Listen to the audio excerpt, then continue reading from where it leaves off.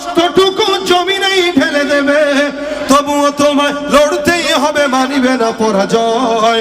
তবুও তোমায় লড়তেই হবে, মানিবে না পরাজয়। বিপ্লব মানে জীবন দেয়া, বসে থাকা নয়, সে কোনদিন আসবে না রে, করো যদি ভয়। আসবে বিজয় রক্ত আর জীবনের বিনিময়, আসবে বিজয় রক্ত আর জীবনের বিনিময়। বিপ্লব মানে জীবন দেয়া, বসে থাকা নয়, সে কোনদিন আসবে না রে, করো যদি ভয়। কোথা থেকে কোন ভিনদেশী শকুন আমার দেশে এসে সেবার নামে বসলো জুড়ে মীর জাফরের বেশে। ওদের করতে নাস্তানাবুদ হতে হবে নির্ভয়, ওদের করতে নাস্তানাবুদ হতে হবে নির্ভয়। বিপ্লব মানে জীবন দেয়া, বসে থাকা নয়, সে কোনদিন আসবে না রে, সে কোনদিন আসবে না রে। ধর্মকে আজ পুঁজি করিয়া গাল ভরা বলি দিয়ে, কত যে সুফি খুশিতে মাতাল হাদিয়া তহফা পে। ধর্মকে আজ পুঁজি করিয়া গাল ভরা বলি দিয়ে, কত যে সুফি খুশিতে মাতাল হাদিয়া তহফা পে। ভণ্ডামির ওই শিকড় তুলে সত্যের আনো জয়, ভণ্ডামির ওই শিকড় তুলে সত্যের আনো জয়। বিপ্লব মানে জীবন দেয়া, বসে থাকা নয়, সে কোনদিন আসবে না রে, সে কোনদিন আসবে না রে, করো যদি ভয়। কাকে ভয় করব? আরো জবান করে আল্লাহ। ভাইরা আমার, আমরা আল্লাহ পাকের সৈনিক, এটা আমাদের পরিচয়, আমরা মুসলমান। আমি যদি জিজ্ঞাসা করি এখানে যারা আছেন আলহামদুলিল্লাহ সব ইমানদার, কারণ মাহফিলগুলোতে সচরাচর টুপির যেই একটা ব্যাপার এটা এত থাকে না এখন আর, কারণ এখন মাহফিল আর আগের মতো নেই, চেঞ্জ হয়ে গেছে, মাকসাদও চেঞ্জ, যার কারণে আমলও চেঞ্জ। আলহামদুলিল্লাহ আজকের এই মাহফিলে সব টুপিওয়ালা আলহামদুলিল্লাহ। তার মানে আমরা টুপিওয়ালারা যেহেতু আমরা সবাই আল্লাহ পাকের জান্নাত চাই। আপনারা চান তো? একটা হইলো আল্লাহ পাকের জান্নাত চাই, আরেকটা হইলো জান্নাত দেরিতে চাই না, নগদে চাই। জান্নাতে তো যাবে মুসলমান যারা আছে, ইমানদার সবাই যাবে, তবে কেউ আগে কেউ পরে।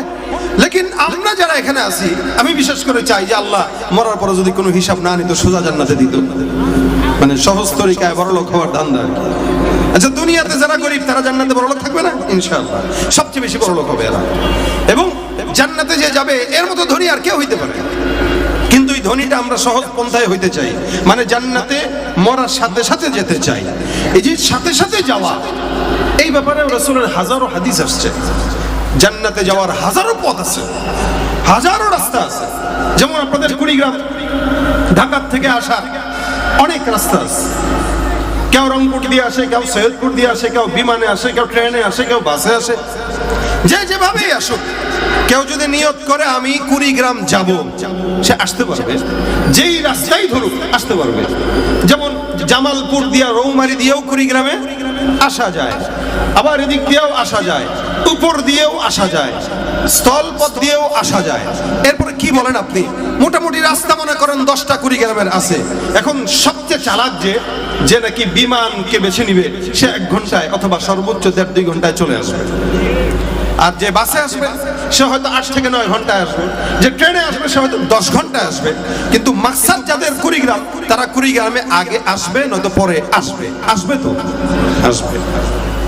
আমাদের মাকসাদ যেহেতু জান্নাত, আমাদের মাকসাদ যেহেতু জান্নাত, ইনশাআল্লাহ ইমানদারের খাতায় যেহেতু নাম লিখিয়ে ফেললাম, তো জান্নাতে একদিন না একদিন যাব ইনশাআল্লাহ। আসতে কোন কেন?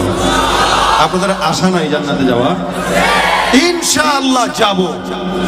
হ্যাঁ, তবে চালাক যে সে একটু সহজে জান্নাতে কিভাবে যাওয়া যায় সেদিকেই রাস্তাটা খোঁজে। 5 ওয়াক্ত নামাজের পর, ফজর, জোহর, আসর, মাগরিব, এশা, 5 ওয়াক্ত নামাজের পরে অভ্যাস আছে নামাজ পড়া নাকি? অভ্যাস তো আছে নামাজ পড়া। আমাদের সমাজের একটা মুশকিল হলো, এই সমাজের মুসলমানদেরকে জুমার নামাজ দেখলে মনে হয় সব মুসলমান ভরা, আর ফজরের নামাজে মুসল্লির দিকে তাকাইলে মনে হয় দেশের নাস্তিক বেঈমান ভরা। কেন? এদেশে ফজরের নামাজে মুসল্লি পাওয়া যায় না, জুমার নামাজে মসজিদে জায়গা দেওয়া যায় না। কথা ঠিক কিনা বলেন?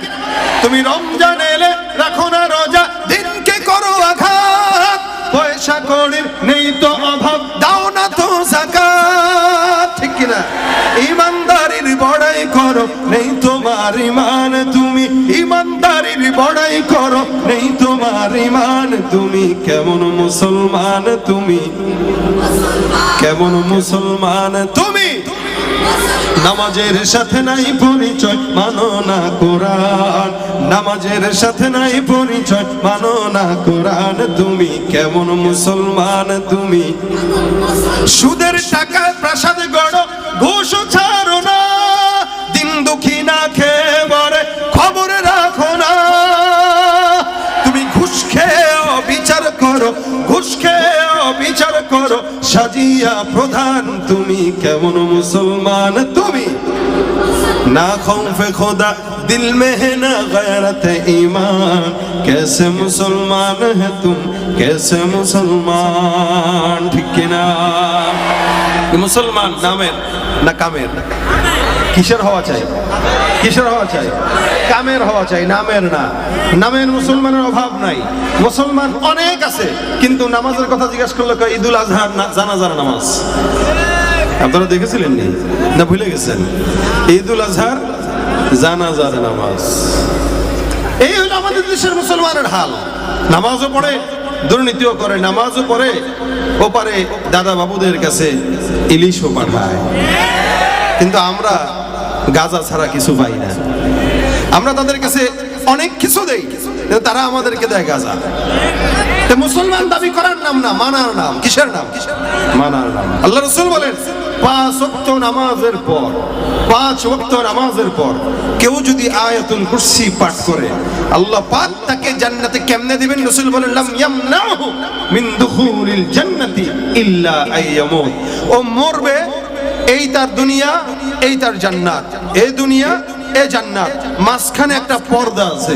রাসূল বলেন মরবে দুনিয়া থেকে, পর্দাটা ছিঁড়বে, সোজা জান্নাতে ঢুকে যাবে, সোজা জান্নাতে ঢুকে যাবে। অর্থাৎ মৃত্যু ছাড়া তাকে জান্নাতে যেতে বাধা দিতে পারবে না কেউ। সুবহানাল্লাহ। কত বড় আমল, একদম আসান তরিকার আমল।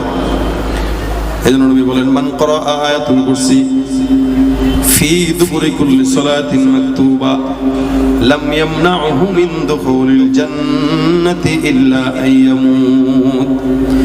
নবী করিম সাল্লাল্লাহু আলাইহি ওয়াসাল্লাম বলেন 5 ওয়াক্ত নামাজের পর কেউ যদি আয়াতুল কুরসি পড়ে, আল্লাহ পাক রব্বুল আলামিন ওই বান্দাকে মৃত্যু ছাড়া তাকে জান্নাতে প্রবেশ করতে কেউ বাধা দিতে পারবে না। আয়াতুল কুরসি এমন একটা আয়াত, অনেক মুফাসসিরিন ইকরাম বলেন এটা হলো ইসমে আযম। আয়াতুল কুরসি পাঠ করবেন, এই কোরআনের ভিতরে সম্মানিত আয়াত হলো আয়াতুল কুরসি।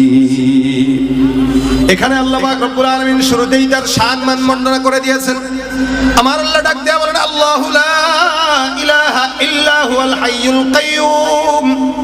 আল্লাহ তিনি এমন একজন আল্লাহ যার কোনো ইলাহ নাই, এমন একজন মালিক যার কোনো ইলাহ নাই, যার সঙ্গে কোনো শরীক নাই। এই প্রথমিক শরীকটাই স্বীকারোক্তি একজন মুমিনের জন্য সর্বপ্রথম স্বীকারোক্তি। আল্লাহ পাক রব্বুল আলামিন বলেন জমিনের মধ্যে যারাই মুমিন হবে তারাই প্রথম এই স্বীকারোক্তিটা দিবে। আল্লাযীনা ইউমিনুনা বিল গায়ব, অদৃশ্যের প্রতি বিশ্বাস করার নাম ঈমান।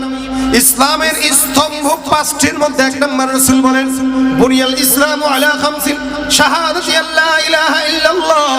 এই যে লা ইলাহা ইল্লাল্লাহর সাক্ষী দেওয়া, এই প্রথম সবকটাই আয়াতুল কুরসির মধ্যে আমার আল্লাহ পাক রব্বুল আলামিন দিয়েছেন।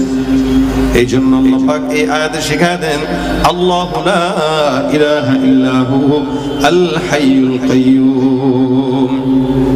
এই জায়গায় আমার আল্লাহ পাক রব্বুল আলামিন প্রথমেই তিনি যে একক এই সবকটা বান্দাকে দিয়ে দেয়। 2 নম্বরে 2টা শব্দ ব্যবহার করলেন হাইয়ুল কাইয়ুম।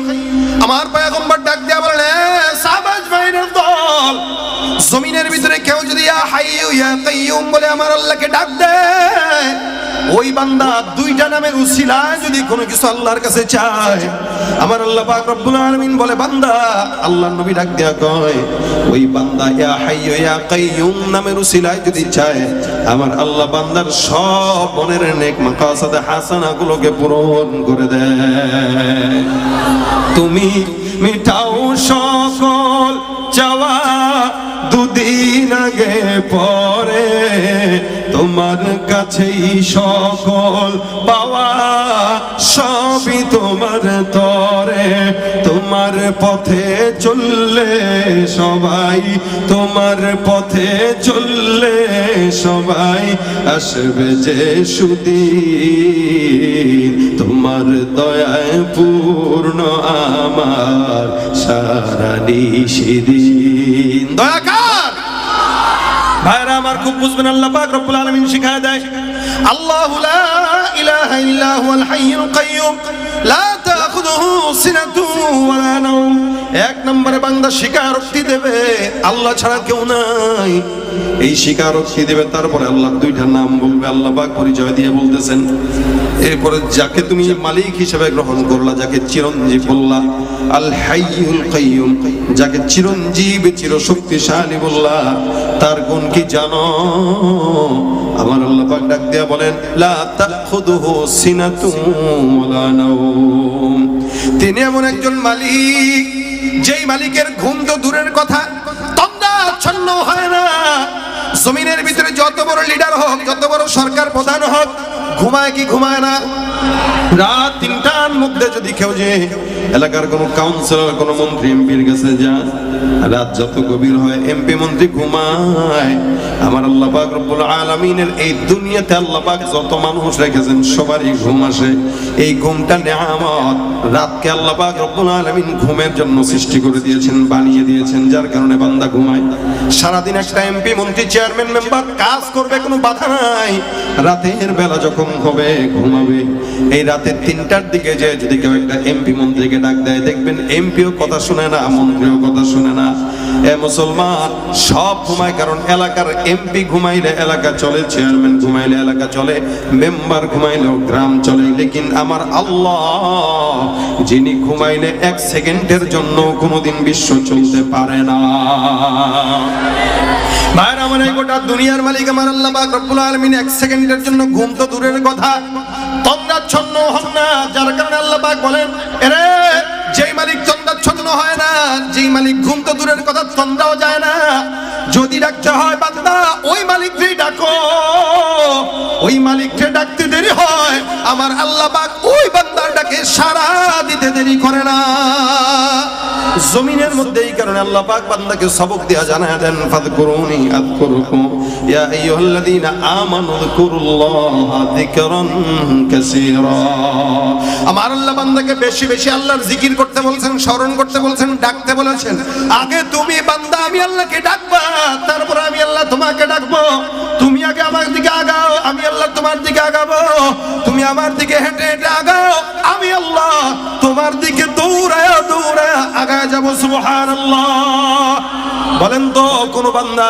আল্লাহকে যদি ডাক দেয় আমার আল্লাহ কোনোদিন কি বেজার হয় নাকি বলেন তো কথা কয় না কেন আচ্ছা বলেন মা রে ডাকলে মা বেজার হয় না খুশি হয় একটু বুঝে বলেন মাকে ডাকবেন বাবাকে ডাকবেন খুব বেশি খুশি হয় না বেজার হয় এক একজন এক একটা বলতেছে আচ্ছা আর একটু বুঝায় বলি একটা মা আছে বাবা আছে এখন যদি কোনো সন্তান মায়ের কাছে যায় ডাক দিয়ে বলে আম্মা বলে কি আম্মা গো বলে কি বলো ও আম্মা বলো আম্মা বল না ও আম্মা এবারে কিছু বললে বললেন ভাগ এটা হয় কি না হয় না কথা বুঝে না আপনি মায়ের সামনে দাঁড়ায় আস্তে আস্তে আম্মা আসলটা ধরে ও আম্মা আম্মা গো ও আম্মা আরে ও মা মা কবে কি হয়েছে তো মা এমনি ডাকি 20 বার ডেকে দেখেন মা কিছুক্ষণ পরে বলবে আমার ছেলের মনে হয় মাথা গেছে আমার বাবার কাছে চলে যায় যাওয়ার পরে ডাক দেয়া বলতেছো আব্বা বলে কি বাবা গো বলো ও আব্বা বল না ও আব্বা মাইক শুরু করছেনি আবার কি আমারও 20 বার ডাকছে তোমার কাছে আবার গেছে এই চিন্তার বিষয় তো এটা আমার ছেলের কি মাথা আছে না গেছে এটা একটু দেখা দরকার কথা বুঝেন না আচ্ছা একবারের জায়গায় 10 বার 20 বার 25 বার 30 বার 40 বার ডাকলেন মা খুশি হবে না বেজার হবে টেনশন করবে কি করবে না কিন্তু যে ছেলেটা এত সবল সুস্থ ছেলে এই ছেলেটা কেন বারবার আব্বা আব্বা আম্মা আম্মা বলে আর কোনো কথা বলে না মনে হয় পাগলা গারোতে নেওয়া লাগবে মা কেউ বেশি ডাকলে মাও বেজার হয় বাবা কেউ বেশি ডাকলে বাবা বেজার হয় আমার আল্লাহকে কোনোদিন যদি ডাক দেয়া বলেন আল্লাহ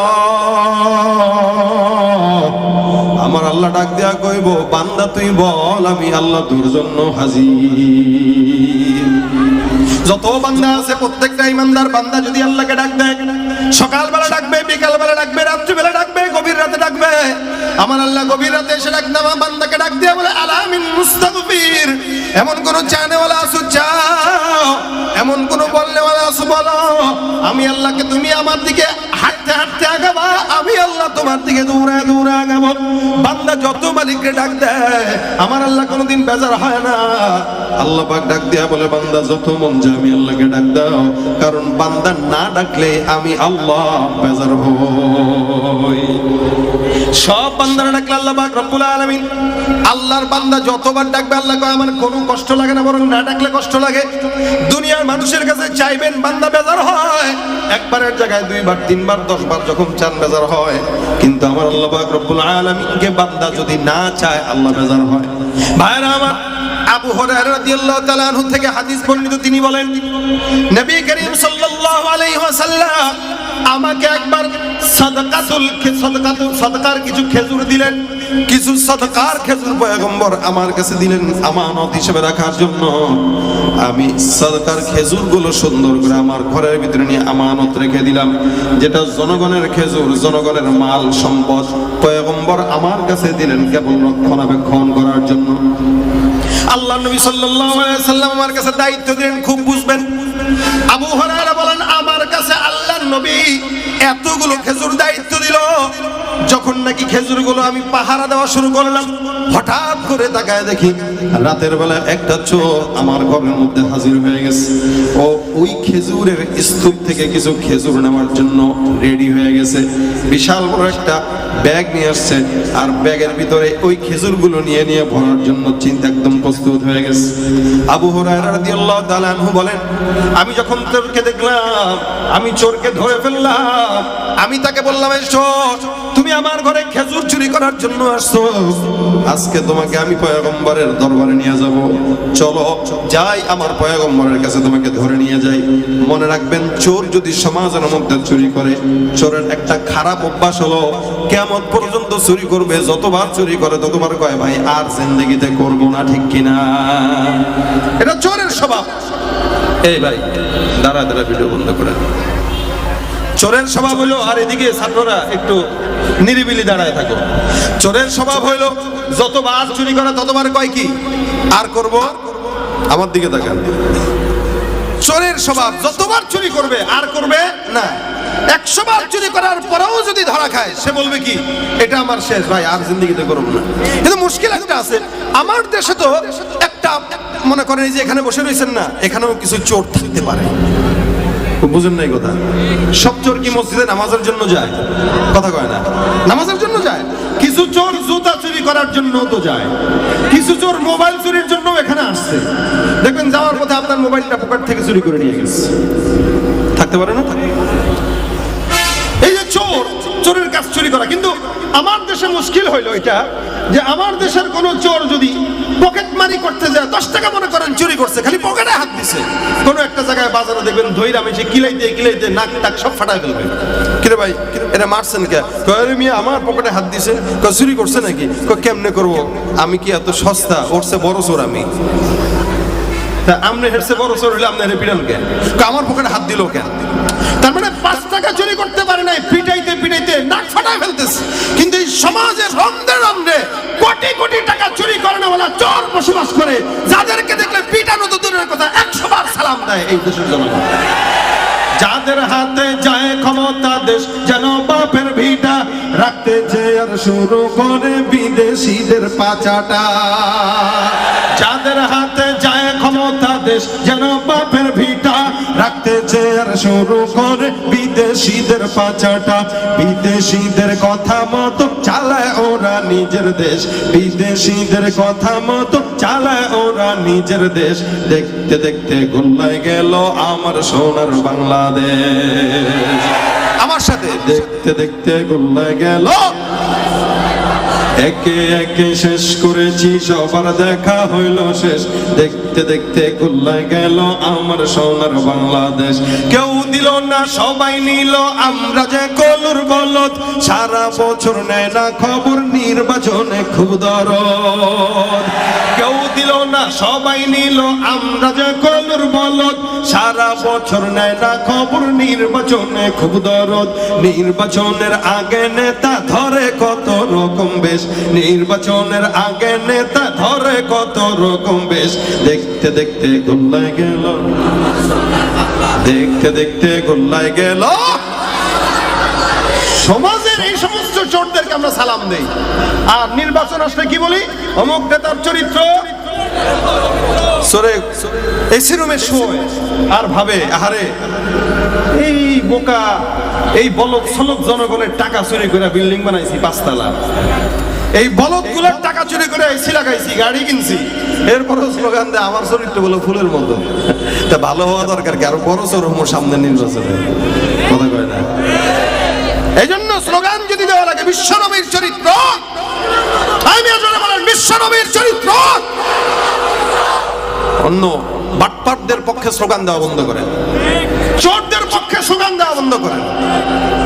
আমাদের জন্যই তারা খারাপ হয়। আমার কথা মাকসাদ এটা ছিল না, বলার তো কথা ছিল এটা, সমাজের ছোটখাটো চোরকে দেখলে আমরা জেলখানায় ভরি, আর বড় চোর যেগুলো এগুলো দেখলে সালাম দেই, স্যার বলি স্যার। ভাইরা আমার, চোর ধরা খেয়েছে, আবু হুরায়রা রাদিয়াল্লাহু তাআলা আনহু ধরছেন। ধরার পরে কয় কার কাছে নিবে? হ্যাঁ, নবীর কাছে নিবে, নবীর কাছে। চোরে ভয় পেয়ে গেছে, বসে বসে ডাক দেয়া কয়, আবু হুরায়রা বলে কি? কাঁদতেছ, আমি আমার বাচ্চারা অনেক দিন খাবার দিতে পারি না, আমার বাচ্চাটার দিকে আমি তাকাইতেও পারি না, এত ক্ষুধার্ত অবস্থায় আছে। আমার মাটা খাবার পায় না, আমি নিজেও না খাওয়া। এই পরিস্থিতিতে আমার সন্তানের পেটের মধ্যে খাবার দেওয়ার জন্য আজকে চুরি করার জন্য বাধ্য হইলাম। মূলত আমি চোর না, আল্লাহর কসম করে বলতেছি, মায়ের কসম, বাপের কসম, 14 গোষ্ঠীর কসম, আর জিন্দেগিতে চুরি করব না। আবু হুরায়রা রাদিয়াল্লাহু তাআলা আনহুর দিলের ভিতরে মায়া লাগলো। আবু হুরায়রা রাদিয়াল্লাহু তাআলা আনহু বলেন, শোনো, আর কুরবানি কর না, ঠিক আছে যাও, ছেড়ে দিলাম। চোরকে ছেড়ে দেয়। সকালবেলা মসজিদে নববীর মধ্যে ফজরের নামাজের জন্য যখন গেলেন, আল্লাহর পয়গম্বর ডাক দেয়া বলে, আবু হুরায়রা, রাতে যেই চোর তোমার ঘরে চুরি করার জন্য আসছে সে কোথায়? আবু হুরায়রা বলেন, হুজুর, রাতে চুরি করার সময় আপনিও তো ছিলেন না, কেমনে জানলেন? বলেন তো, রাসূলকে জানায় কে? আবু হুরায়রা কয়, হুজুর, চোর চুরি করলো রাতের বেলা, বারবার বলতেছে ওয়াদাবদ্ধ হয়েছে সে আর চুরি করবে না, যার কারণে আমি চোরটাকে ছেড়ে দিলাম। নবী আমার ডাক দেয়া কয়, আবু হুরায়রা, মনে রাখবা, এই চোরটা তোমার সঙ্গে ধোঁকাবাজি করেছে, আগামী রাতেও চোরটা আবার তোমার ঘরে চুরি করার জন্য আসবে। আবু হুরায়রা বলেন, আহারে, আগামী রাতে যদি আসে তাহলে তার একদিন কি আমার একদিন? নবী বলেছেন আসবে, তার মানে কোনো সন্দেহ আছে? রাসূল বলছেন আসবে। আবু হুরায়রা রাদিয়াল্লাহু তাআলা আনহু ডাক দেয়া কয়, ঠিক আছে দেখি। রাতের বেলা ঘরের ভিতরে ইবাদতে মগ্ন, তাকায় দেখো হঠাৎ করে চোরের আগমন। চোর ঘরের ভিতরে ঢুকে খেজুরের ভিতরে হাত দিবে। আবু হুরায়রা রাদিয়াল্লাহু তাআলা আনহু চোরকে খপ করে ধরে ফেলল। রে, গত রাতে না তুই ওয়াদা করছো স্যার আসবি না, আজ কেন আবার চোরের জন্য, আবার চুরি করার জন্য আসলি? চোর কয়, হুজুর মাফ চাই, শয়তানের ধোঁকায় পড়ে গেছে। তার মানে এটা আসলেই চোর, ওই আদতে বা সন্তানের কারণে আসছে এরকম না। আবু হুরায়রাকে করজোরে হাত তুলে কয়, ভাই মাফ করে দেন, আর জিন্দেগিতে কোনো এই যে দিব্যি কাটছি, আমার ভুল হয়ে গেছে। আসলে মূলত বিষয় হলো আমার সন্তানের পেটে খাবার যায় না, এমন একটা হালত, কোনো কাজ পাই না, কোনো জায়গা থেকে খাবার রেডি করবো এটাও কোনো সম্ভাবনা নাই, যার কারণে আমি আপনার ঘরের মধ্যেই বারবার আসতেছি। ওর একটু দয়া করে যদি আমার খেজুর কিছু দিতেন না, মনে রাখবেন না এটা জনগণের মাল, আমার কাছে আমানত। মনে রাখবেন, আমানত রাখছে। আমানত কি মানুষের দেওয়া যায়? নিজে খাওয়া যায়? রাসূল আমানত রাখছেন আবু হুরায়রার কাছে, যার কারণে আবু হুরায়রা আমানত রক্ষা করতেছে। আর আমরা আমানত রাখি চোরের কাছে, যার কারণে চোর নিজের মনে করে খেয়ে ফেলে। আবু হুরায়রা জান দিয়া হলেও এটা রক্ষা করবে। চোরকে আটকায় রাখলো। চোর এবার কয়, ভাই আল্লাহর রাস্তায় আমারে মাফ করে দেও, আমি আর জিন্দেগিতে আসবো না, এটা আমার সুর, এটা আমার শেষ। আবু হুরায়রা রাদিয়াল্লাহু তাআলা আনহু এবার কয়, ঠিক আছে যা। মায়া লেগে গেছে, কারণ রুহামা বাইনাহুম, তারা পরস্পর একে অপরের প্রতি দয়ালু, মায়াশীল। শুধু তাই না, তারা কখনো কখনো ইহুদি নাসারার দিকেও মায়া ছিল, কিন্তু কুফুরের বেলায় তারা ছিল কঠোর।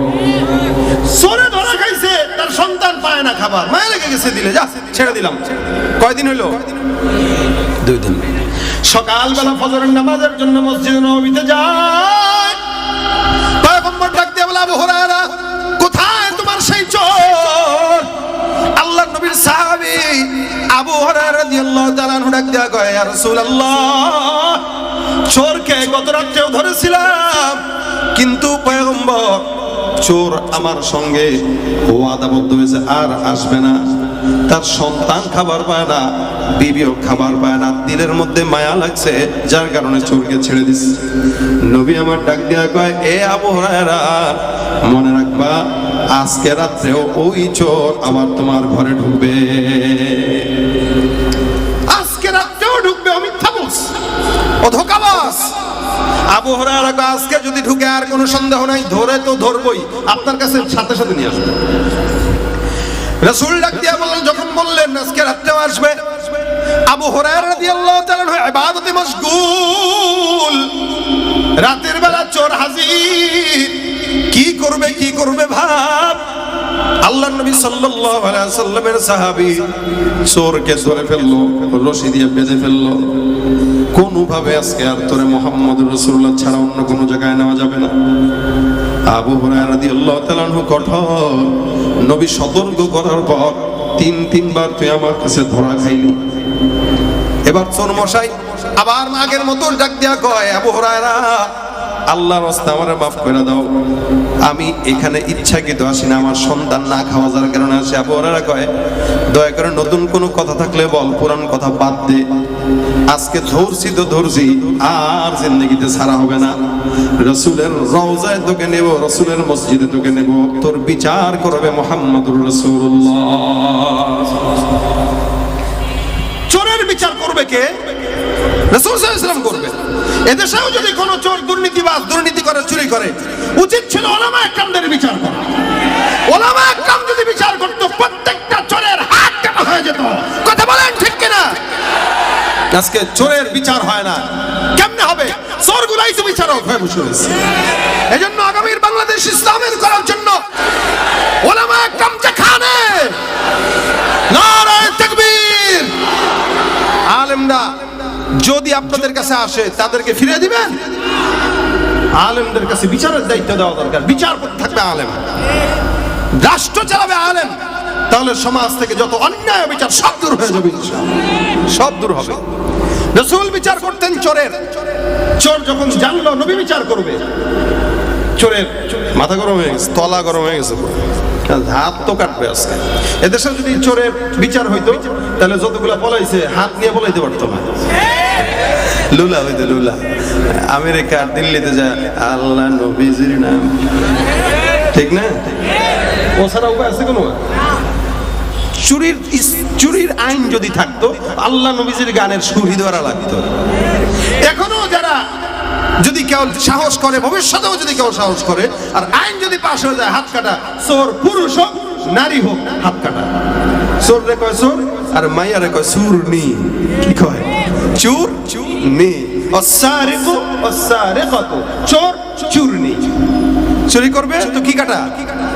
হাত কাটা, বাস খালাস। আবু হুরায়রা যখন বলছে রাসূলের কাছে আজকে নেবই, অত ভয় পেয়ে গেছে, তলা গরম হয়ে গেছে, যদি আল্লাহ যদি হাত কেটে দেয় তো শেষ। বসে বসে সাইড থেকে গাবাই, আল্লাহর রাস্তায় মাফ করে দে ভাই, মাফ করে। আবু হুরায়রা কয়, কোনো লাভ নাই, ধরছি তো আজকে, ধরছি, তোরে রাসূলের কাছে নিতে হবে, তুই বাটপার। এখন চোর একটু মাথা মাথা কাটাইছে, একটু মাথা কাটাইছে। কেমনে? বুঝছি আবু হুরায়রার দুর্বলতা কোন জায়গায়, বুঝলেন? আবু হুরায়রা রাদিয়াল্লাহু তাআলা এমন একজন সাহাবী যিনি সবচেয়ে বেশি হাদিস বর্ণনা করেছেন, এবং ইনি ইলমের প্রতি তার এত লোভ ছিল, ইলমের জন্য মসজিদে নববীর গেটে বসে থাকতেন এবং ক্ষুধার তাড়নায় গড়াগড়ি করতেন। যেখানেই ইলম ছিল ওখানেই ছুটে যেতেন। এটা আবু হুরায়রার দুর্বলতা। চোর ভালো করে জানে আবু হুরায়রার দুর্বলতাটা কোথায়। ওই দুর্বল জায়গায় হাত দিয়েছে। আবু হুরায়রা বলে, কি বল? আমি তোমাকে একটা কোরআন থেকে আমল দিব, তুমি শিখবা। কে বলতেছে? ভাই জোরে বলতেছে, জোরে। আমি তোমাকে কোরআন থেকে একটা আমল দেব, তুমি শিখবা। আবু হুরায়রা কয়, কে? আমি। তুই আমার কোরআনের আমল শিখাবি, কোরআনের আয়াতের আমল শিখাবি, সবক দিবি? কাহা বাপরে বাপ, সরে লেগেছে। ইমান তো ঠিক আছে, খাঁটি মন, চোরের ইমান আছে, কারণ চোর শিক্ষা দিবে। আবু হুরায়রা তো ইয়ার কয়, ঠিক আছে শিখা। শর্ত আছে তো। কি শর্ত? আমি তোমাকে শিখাবো, তুমি আমাকে ছেড়ে দিবে। তাহলে এলেমের বরকতে তুমি আমার ছেড়ে দিবে। আবু হুরায়রা কয়, চিন্তা করছে, কথা একটু ভাবি, একটা আমল শিখতে পারবো কোরআনের আমলটা তো আমার জন্য জরুরি। কয়, এ বেটা তুই কি আমল শিখাবি? কয়, এমন আমল শিখাবো যেটা তুমি জানো না। কয়, যদি তাই হয় তাহলে তো তোর ছাড়াই যায়, তোর মতো চোর দিয়ে আমার দরকার কি? আমার এলেম দরকার, আমল দরকার, সুবহানাল্লাহ, আমার দ্বীন দরকার, তোর মতো চোরের দরকার কি? আমাদের দেশের কোন প্রশাসন বা নেতা কর্মী হইলে কইতো, আগে ঘুষ দে বেটা, ঘুষ টেবিলের নিচ দিয়া দিস, আছে না? টেবিলের নিচ দিয়া খায়, আর কয় ভাই এটা ঘুষ না, এটা হাদিয়া। কথা কয় না? এটা কি? এটা কি? ওরা হলো দেশের লাগি মহামারীর মতন, ফাইলে কলম ঠেকাইয়া চালায় তারা নির্যাতন। ঘুষের টাকায় ওদের ভুড়ি, ঘুষের টাকায় ওদের ভুড়ি করে যে টান টান। ওরা শিক্ষিত শয়তান, ওরা শিক্ষিত শয়তান, ওরা শিক্ষিত শয়তান। পীরগিরিয়ার মাজার পূজা চলছে দেশটা জুড়িয়া, শিরকি আর ভণ্ডামিতে দেশটা গেছে ভরিয়া। গাজার কলগিটার মারিয়া, গাজার কলগিটার মারিয়া দেখায় খাজার শান। ওরা শিক্ষিত শয়তান, ওরা শিক্ষিত শয়তান, ওরা শিক্ষিত শয়তান। ঠিক কিনা? তাহলে ঘুষ খাওয়া যাবে? আবু হুরায়রা রাদিয়াল্লাহু তাআলা আনহু তো ঘুষ খান নাই, নাকি খাইছেন? বলছেন কি দিবা? তোমার আমি কিতাবের থেকে একটা আমল শিখাবো। আবু হুরায়রা কয়, আরে তোর মতো চোর আমার দরকার নেই ভাই, তাড়াতাড়ি শিখা ভাগ যা, তাড়াতাড়ি কর। চোর পড়া শুরু করে দিল। বিসমিল্লাহির রহমানির রহিম। আল্লাহু লা ইলাহা ইল্লা হুয়াল হাইয়ুল কাইয়্যুম লা তাখুযুহু সিনাতুন ওয়ালা নাওম লাহু মা ফিস সামাওয়াতি ওয়া মা ফিল আরদ মান যাল্লাযী ইয়াশফা'ু ইনদাহু ইল্লা বিইذনি ইয়া'লামু মা বাইনা আইদিহিম ওয়া মা খালফাহুম ওয়া লা ইউহীতুনা বিশাইইন মিন ইলমিহি ইল্লা বিমা শা'a ওয়াসি'a কুরসিয়্যুহুস সামাওয়াতি ওয়াল আরদ ওয়া লা ইয়াউদুহু হিফযুহুমা ওয়া হুয়াল আলিয়্যুল আযীম। আল্লাহু আকবার। বললো কে এটা? সূরা আবু হুরায়রা কেবল চোর ডাক দেয়া বলে, শোনো আবু হুরায়রা, যে আয়াতটা পড়লাম এই আয়াতটা এত দামি আয়াত, তুমি যদি রাতের বেলা তেলাওয়াত করো তাহলে সকাল পর্যন্ত আমার আসমানের মালিক তোমাকে সকল প্রকার শয়তান জিন্নাত থেকে হেফাজত করবে, এবং আল্লাহ পাক সারা রাতের জিম্মাদারি আল্লাহর কুদরতের কাছে নিয়ে নিবে। সকালবেলা যদি তুমি তেলাওয়াত করো, সারা দিনের জিম্মাদারি কার? সকালবেলা পড়বা জিম্মাদারি আল্লাহ, রাতের বেলা পড়বা সারা রাতের জিম্মাদারি আল্লাহ। শয়তানের ওয়াসওয়াসা, জিন্নাতের ওয়াসওয়াসা থেকে আল্লাহ পাক রব্বুল আলামিন তোমাকে হেফাজত করবে। আবু হুরায়রা কয়, আলহামদুলিল্লাহ, এমন ইলম, এমন জ্ঞান আমি প্রথম শুনলাম। যাও ভাগো, এই দ্বীনের ইলমের কারণে আমি তোমার মতো চোরকে ছেড়ে দিলাম। সকালবেলা পয়গম্বরের দুয়ারে হাজির নবী আমার ডাক দিয়ে বলে, আবু হুরায়রা, ওই যে রাতের বেলা যে চোর ধরে নিয়ে আসার কথা ছিল কোথায়? আবু হুরায়রা ডাক দিয়ে, হুজুর ঘটনা ঘটে গেছে। চোর মশাইয়ের একদিন, 2 দিন, 3 দিন তো আটকায় রাখছিলাম, কিন্তু গত 2 বার বউর কথা বইলা, বিবির কথা বইলা, এই হ্যান ত্যান বইলা পার পেয়ে গেছে। গত রাত্রিতে আমাকে একটা টোপ লাগাইছে। কি টোপ? বলে আমার একটা আমল শিখাইছে, ওই আমলের কারণে আমি ওই চোরকে রাতের বেলা ছেড়ে দিয়েছি। কি আমল শিখাইছে বলো? এবার আল্লাহ রাসূল সাল্লাল্লাহু আলাইহি ওয়াসাল্লামকে আবু হুরায়রা বলে, হুজুর, চোর আমাকে বলল কেউ যদি এই আয়াতটা এরকম করে পড়ে আল্লাহ পাক জিম্মাদারি হয়ে যায়। নবী ডাক দিয়া বলেন, ইন্নাহু ক্বাদ সাদাকাকা ওয়া হুয়া কাযূব। নিশ্চয়ই চোর যেটা বলেছে এটা সত্য বলেছে, কিন্তু আসলে সে সত্যবাদী না, আসলে সে মিথ্যু। নবী বললেন যে নিশ্চয়ই তোমাকে যে চোরটা শিক্ষা দিয়েছে এটা সে সত্যই শিক্ষা দিয়েছে, সে সত্য বলেছে, কিন্তু ফাহুয়া কাযূব, ও মিথ্যু। ও কি? মিথ্যু। রাসূল বলেন, আচ্ছা আবু হুরায়রা তুমি করে চিনতে পারছো? আবু হুরায়রা রাদিয়াল্লাহু তাআলা ডাক দেয়া বলেন, না ইয়া রাসূলুল্লাহ। আল্লাহর নবী ডাক দেয়া বলেন, দাকা শাইতান। রাতে তিনবার তোমার কাছে যে আসছে এটা আসলে মানুষ চোর নয়, এটা হলো ইবলিস, শয়তান। ইবলিস তিনবার তোমার ঘরে ঢুকছে, ওই যে তোমার কাছে আমানত রাখছি সত্তার মান, ওখান থেকে বরকত নষ্ট করার জন্য, বরকত নষ্ট করার জন্য আসছে। কিন্তু তুমি সাহাবী ধরা খেয়ে গেছে।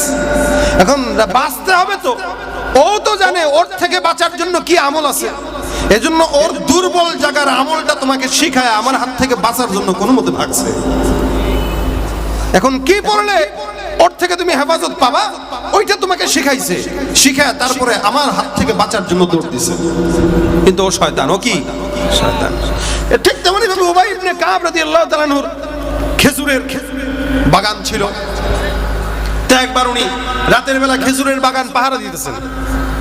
তো হঠাৎ করে গাছের আড়ালে তাকায় দেখে ছোট্ট একটা বাচ্চা, শিশু, ছোট্ট, অথবা একটা কিশোর ছেলে। তো উবাই ইবনে কাব রাদিয়াল্লাহু তাআলা আনহু যে তার হাত ধরলেন, প্রথমে ওই শয়তান বাচ্চারা সালামও দিছে উবাই ইবনে কাব, কিন্তু উবাই ইবনে কাব সালামের জবাব দিলেন এবং হাত ধরলেন। ধরে দেখলেন যে তার হাতের পশম কুকুরের পশমের মতো বড় বড় এবং হাতটা কুকুরের মতো। তা বললেন, এই তুমি কি জিন্নাত থেকে? বলে, হ্যাঁ আমি জিন জাতির, এবং জিন জাতির সবাই জানে যে আমি তাদের ভিতরে সবচেয়ে শক্তিশালী। তাহলে তুমি কেন আসছো? তোমার এখানে খেজুর আছে তো বরকত নষ্ট করার জন্য আসছিলাম। তাহলে তোমাদের হাত থেকে বাঁচার উপায় কি? তখন ওই শয়তান জিন্নাত বলে গেছে যে কেউ যদি আয়াতুল কুরসি পড়ে তো আল্লাহ পাক তার সম্পদকেও শয়তান এবং জিন্নাতের অনিষ্টতা থেকে হেফাজত করবে। সুবহানাল্লাহ। এটা শুধু অনিষ্টতা থেকে হেফাজত নয়, এটা 5 ওয়াক্ত নামাজের পরে পড়লে জান্নাত আল্লাহ পাক বান্দার জন্য লাজিম বানায় দেয়, বিপদ দূর করে দেয়, জিন্নাতের ওয়াসওয়াসা থেকে হেফাজত করে এবং মনের নেক আশা আল্লাহ পূরণ করে দেয়। সুবহানাল্লাহ। এতক্ষণ যা বললাম এটার মূল মাকসাদ হলো এটাই যে আজকে থেকে আমরা নিয়ত করব 5 ওয়াক্ত নামাজের পর একদম আয়াতুল কুরসিকে আমরা লাজিম বানায় ফেলবো। পারবো তো ইনশাআল্লাহ? ইনশাআল্লাহ। আল্লাহ তৌফিক দান করুক। জোরে বলেন আমিন। লিল্লাহি তাকবীর। এটা আওয়াজ দিয়া লিল্লাহি তাকবীর। শেখ হাসান জামিল সাহেব হুজুরের আগমন, শুভেচ্ছা, স্বাগতম। আল্লাহ পাক আমাদের সকলকে আমল করার তৌফিক দান করুক। আমিন।